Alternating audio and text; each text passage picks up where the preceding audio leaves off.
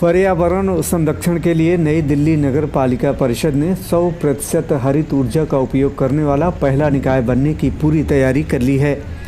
वर्ष 2025 तक एनडीएमसी इस लक्ष्य को प्राप्त कर लेगा। इसकी शुरुआत 142 मेगावाट सौर ऊर्जा खरीदने के फैसले को मंजूरी बुधवार को हुई काउंसिल की बैठक में दी गई। एनडीएमसी की योजना है कि 3 चरणों में इसे पूरी हरित ऊर्जा उपयोग करने वाला निकाय बनाना है, जिसके परिणामस्वरूप शुरुआत में सरकारी कार्यालयों का बिजली बिल पर होने वाला खर्च 50% तक कम हो जाएगा।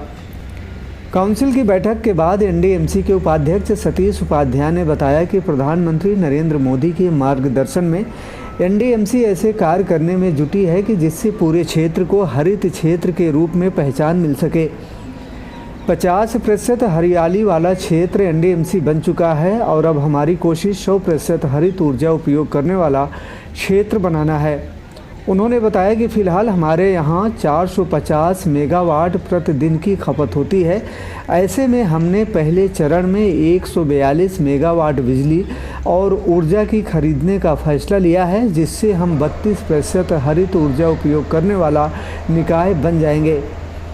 दूसरे चरण के तहत वर्ष 2023 में 150 मेगावाट और ऊर्जा खरीदेंगे, जिससे हरित ऊर्जा का उपयोग 65% हो जाएगा, जबकि 100 मेगावाट की बढ़ोतरी करेंगे, जिससे 80% तक लक्ष्य प्राप्त हो सकेगा। इस प्रकार 2025 में हम 100% हरित ऊर्जा उपयोग करने वाला निकाय बन जाएंगे। एनडीएमसी एरिया नए विकास करे, नए आयाम छुए। आज़ादी का अमृत महोत्सव, देश के प्रधानमंत्री जी का जो सपना है, कैसे हम स्वच्छ भारत को आगे बढ़ाएंगे। आज़ादी के अमृत महोत्सव में एनडीएमसी एरिया अभी तक जो हमको 5 स्टार रेटिंग मिली है, हमारी कोशिश है कि इसको 7 स्टार रेटिंग ले जाने के लिए लगातार विकास के जितने भी काम हैं, उन कामों में एनडीएमसी पूरी तरह से, हमारे ऑफिसर्स, एनडीएमसी के कर्मचारी, हमारे सभी मेंबर मिलकर के उसमें योगदान दे रहे हैं। हम वो चाहे हनुमान मंदिर परिसर को ठीक करने का सवाल हो, कैनॉट प्लेस के अंदर पूरी तरह से मैकेनिकल स्वीपिंग करने की बात हो, हम पूरी तरह से पूरे एनडीएमसी को एक आदर्श क्षेत्र के रूप में बनाना चाहते हैं। नगर पालिका परिषद का क्षेत्र पूरे भारत का एक दिल है और एनडीएमसी कैसे सर्वोत्कृष्ट बने, इसके लिए लगातार हमारा प्रयास है। हम जब से इस काउंसिल में आए हैं, हमारी कोशिश है कि हर महीने हमारी नियमित बैठक हो, क्योंकि डेमोक्रेटिक प्रोसेस से ही, लोकतांत्रिक प्रणाली से ही विकास संभव है। पालिका परिषद के उपाध्यक्ष सतीश उपाध्याय ने बताया कि पालिका परिषद एक पावर डिस्कॉम है और खुद को एक पूर्ण हरित ऊर्जा उपभोक्ता बनाने का इरादा रखती है। पालिका परिषद ने देश के 100% नवीनीकरण ऊर्जा नगर निकाय में हस्तांतरित होने की महत्वाकांक्षी यात्रा शुरू की है। पालिका परिषद ने थर्मल पावर जनरेटिंग स्टेशनों के साथ अपने बिजली खरीद समझौते की समाप्ति के बाद इसे नवीनीकृत नहीं करने का निर्णय लिया है।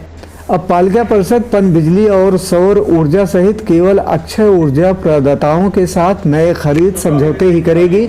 ऐसी ऊर्जा जिसे बनाने में पर्यावरण समस्या उत्पन्न नहीं होती, उसे हरित ऊर्जा कहा जाता है।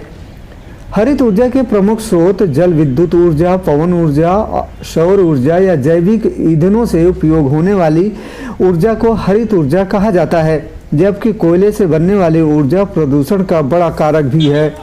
एनडीएमसी ने 142 मेगावाट सौर ऊर्जा तीस्ता 3 के माध्यम से खरीदने को मंजूरी दी है, जिसका लाभ यह होगा कि सरकारी कार्यालयों का बिजली पर होने वाला खर्चा 50% तक कम हो जाएगा। फिलहाल 5 रुपये प्रति यूनिट के हिसाब से सरकारी कार्यालयों को बिजली मिलती है, जबकि सौर ऊर्जा 2 रुपये 50 पैसे प्रति यूनिट है। सौर ऊर्जा इसी शर्त पर देता है कि उसका उपयोग सरकारी कार्यालयों के लिए होगा। ऐसे में एनडीएमसी इन कार्यालयों की यूनिट का शुल्क घटाने का प्रस्ताव करेगा, जिससे उनका खर्चा कम हो जाए।